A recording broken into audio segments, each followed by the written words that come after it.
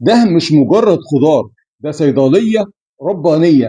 الخرشوف ده هو الصديق الوفي للكبد بتاعك، وهو العدو اللدود للكوليسترول الضار. بس للأسف ناس كتيرة جدا بتشتريه غلط، وناس بتطبخه غلط، وناس بترمي أهم جزء فيه، وناس بتتعب منه، وفي ناس تانية ما تعرفهوش من الأصل. خليك معايا للآخر، لأني هقول لك على معلومة خطيرة يمكن أول مرة تسمعها، وهي ليه لما بنشرب مية بعد ما بناكل الخرشوف بنحس إن المية طعمها مسكر. استناني للآخر هتستفيد إن شاء الله. ويا ريت اللي مش مشترك في القناة يشترك ويدوس على زر الجرس حتى يصله كل جديد، وندخل في الموضوع نقول بسم الله والصلاة والسلام على رسول الله. الخرشوف مش خضار عادي. الخرشوف ده مش خضار عادي، ده في الأصل يا جماعة زهرة. هي شبه الوردة، هي زهرة، بس احنا بنلحقها قبل ما تتفتح. يعني لو اتفتحت كده مش هنقدر ناكلها. هي هيبقى شكلها حلو بس مش هنقدر ناكلها. هي زهرة بس احنا بنقطفها قبل ما تتفتح. وندخل في المهم بقى ونقول فوائد الخرشوف الرهيبة ايه. اولا الخرشوف من اقوى الحاجات اللي بتخلي الكبد يشتغل كويس. الخرشوف ايه من اقوى الحاجات اللي بتخلي الكبد يشتغل، لانه بيحتوي على مادة اسمها سينارين. المادة دي بتنشط الكبد وتخليه يزود افراز العصارة الصفراوية. يعني ايه الكلام ده؟ يعني بيساعد جسمك يتخلص من الدهون ومن السموم. علشان كده ناس كتيرة بتسميه هو منظف الكبد الطبيعي.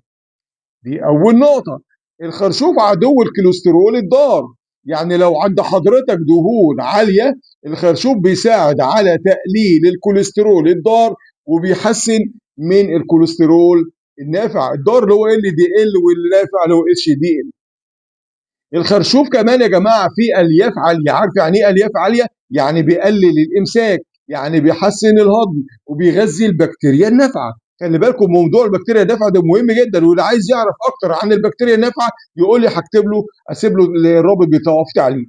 الخرشوف كمان مهم لمرضى السكر. ليه بقى؟ لانه بيبطئ امتصاص السكر، فمش بيرفع السكر فجأة. والاهم من كل ده الخرشوف مضاد اكسده قوي. واحنا عارفين يعني ايه مضاد اكسده قوي؟ يعني بيحارب الالتهابات وبيساعد الجسم في الحمايه من امراض كتيره. كل دي منافع للخرشوف يا جماعه. بعد المنافع الكبيرة دي لازم نعرف الآتي. الناس اللي عندهم حصوات مرارية لازم يكونوا حذرين قبل ما ياكلوا الخرشوف، لأنه بيزود العصارة الصفراوية، وده ممكن يسبب ألم جامد. يعني لازم استشارة الطبيب هو اللي يقول لك تاكل أو ما تاكلش. وطبعا أي زي مثل أي حاجة لما بتاكلها كتير بيبقى لها أضرار.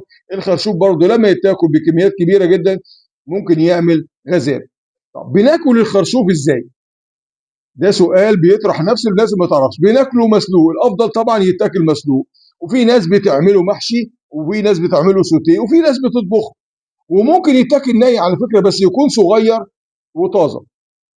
الافضل طبعا يتاكل مسلوق. ده المسلوق بقى يتاكل مسلوق بميه وملح وليمون. يعني بنحط ميه مغليه وملح ونعصر ليمون لمده تقريبا نص ساعه، ساعه الا ثلث بكتير. دي انا سلقها في حوالي ساعه الا ثلث. طب نعرف ازاي ان اتسلق؟ لو احنا شدينا ورقه كده، بصوا لو شدينا ورقه كده بتطلع معانا، يعني احنا عرفنا كده اتسلق واستوى. طب نختاره ازاي لما بنيجي نشتريه؟ نختار الخرشوف ازاي لما بنيجي نشتريه؟ ركز معايا لان الكلام ده مهم قوي قوي قوي. اولا الخرشوفه لازم يكون لونها اخضر، لونها اخضر، وكمان تقيله بالنسبه لحجمها، تقيله بالنسبه لحجمها. والورق يكون مقفول. بصوا كده هو مش متفتحه، الورق بيكون مقفول. هو بصوا مقفوله ازاي؟ يعني ضامم لبعض شويه ومشدود، مش مرهرخ ولا حاجه. لو الورقه يعني لو مفتح، انتوا عارفين ان الخرشوفه لما تكون مفتحه كده هيبقى صعب اكله، هيبقى ناشف كده ومجلد، وهيكون صعب اكله ومش هيبقى حلو. في ناس بقى كمان بتسال الخرشوف بتاكل منه ايه؟ ده سؤال جميل الناس ما تعرف. بناكل من الخرشوف ايه؟ احنا عندنا خرشوف كده شكله اهو، شكله فيه ورق، وفي الكاس اللي شايل ده زهره. قلنا زهره يعني ورده. الورده ولا الكاس عباره عن عنق وكاس وايه وورق. اهو المسلوق اهو. ادي العنق، وادي الكاس، وادي الورق. بناكل من ايه من الثلاثه دول؟ بتاكل منه القاعده بتاعه الورق. بص القاعده دي، القاعده البيضه دي بتتاكل. واخدين بال القاعده بتاعت الورقه الطريه دي غنيه بالمواد الفعاله، غنيه بالمواد الفعاله فعلا. تاني حاجه، قلب الخرشوف نفسه اللي هو الكاس او المنطقه دي، قلب الخرشوف نفسه ده البرنس بقى، ده البرنس اللي بس تشيل الزغب او الشعر اللي جوه ده اللي ممكن يتعبك يعني. كمان حاجه، الساق اللي تحت الكاس على بعد 2 سم او 3 سم من تحت كده بيبقى طعمه جميل برضه. يبقى ده حوالي 2 3، ده احلى واطرى حاجه فيه. طب في ناس بقى بتاكله بصوصات، انا عن نفسي بحبه كده زي ما هو مسلوق، عن طعم الملح بتاع ميه السلق والليمون بيبقى طعمه حلو جدا. في ناس بتحب تعمل له صوصات. طب الصوصات هو عباره عن ايه؟ واللي غاوي يعمل صوصات يعمل ازاي؟ لازم نعرف ان الخرشوف بيحب ايه؟ بيحب الليمون، بيحب الكمون، وبيحب الثوم المهروس مع زيت زيتون. ولو عايز تدلع على الخرشوف اكتر، اعمل صوص بالزبادي والنعناع والشبت، ده بيخلي الطعم في حته تانيه خالص. ووصلنا للمعلومة اللي وعدت حضراتكم بيها في أول الفيديو، ليه لما بناكل الخرشوف ونشرب مية بعديه بنحس إن طعم المية مسكر شوية. طب شوف العلم قال إيه في المعلومة دي، قولوا خدوا المعلومة دي وتنططوا فيها على غيركم يعني. العلم بيقول إن المادة دي اسمها سينارين، اللي أنا قلت لكم في الأول دي، المادة اللي فيه اسمها سينارين اللي في الخرشوف، لما بتلمس اللسان ده احنا عارفين عن في خلايا حسية على اللسان، في اماكن بتحس بالطعم الحلو واماكن بتحس بالطعم الحلو المالح، وفي اماكن بتحس بالطعم الحامضي ومن جوه بتحس بالطعم المر. الماده السينارين دي لما بتلمس اللسان بتغير احساس اللسان نفسه او الخلايا الحسيه دي مؤقتا او نقول مجازا، بتقفل الاحساس بالطعم الحلو في اللسان. يعني بتقفل، هنقول مجازا، هي مش كده، هي بتغير احساسها بالطعم الحلو، او هنقول مجازا بتقفل الاحساس بالطعم الحلو في اللسان.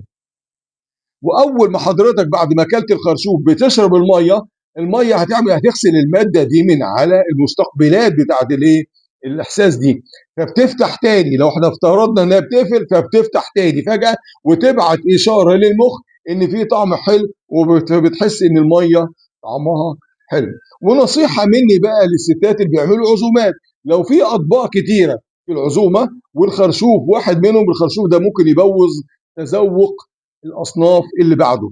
ليه بقى؟ علشان كده الخرشوف زي الفريك ما بيحبش ايه؟ شريك. الخرشوف زي الفريك ما بيحبش فريك، يفضل تاكل الخرشوف لوحده او مع اطباق نكهتها اقوى. وما تشتريش وما تشرب، قصدي ما تشربش ورا الخرشوف عصير او حاجه حلوه، لانك مش هتحس بطعمها الحقيقي. ودي معلومة فعلا كيميائية غذائية هدية مني ليكم. والسؤال هنا بقى لحضراتكم والإجابة في التعليقات. حضرتك أو حضرتك بتعملوا الخرشوف إزاي في البيت؟ مسلوق، ولا محشي باللحمة المفرومة، ولا بصوص، ولا بتاكلوه ني، ولا بتشتروش أصلا؟ وفي ناس ما يعرفوش يعني خرشوف. ولو عايزة تعرفي أسرار أكتر عن أكلات تانية قولوا لي في التعليقات، هنعمل عليها فيديوهات قادمة. ودايما إيه، انتوا السباقين. وفي النهاية الخرشوف يا جماعة مش رفاهية، ده استثمار في صحتك، بس المهم تختار صح علشان تستفيد منه بجد. ولو استفدتوا من الفيديو ده يا ريت تشيروه لاحبابكم واصحابكم، فالدل على الخير ايه؟ كفاعله. اللهم علمنا ما ينفعنا وانفعنا بما علمتنا وزدنا علما. اللهم اجعل هذا العمل خالصا لوجهك الكريم، واجعله في ميزان حسنات كل من شاهده ونشره ابتغاء مرضاتك يا رب العالمين. ما تنسوش بقى تدعوا لي وصلوا على النبي صلى الله عليه وسلم في تعليق، ويدعموا القناه بشير ولايك وتعليقات، اي تعليق وانا هرد على كل تعليق ان شاء الله عشان ندعم القناه وتنتشر وتكبر بيكم ان شاء الله. اشكركم والسلام عليكم ورحمه الله وبركاته.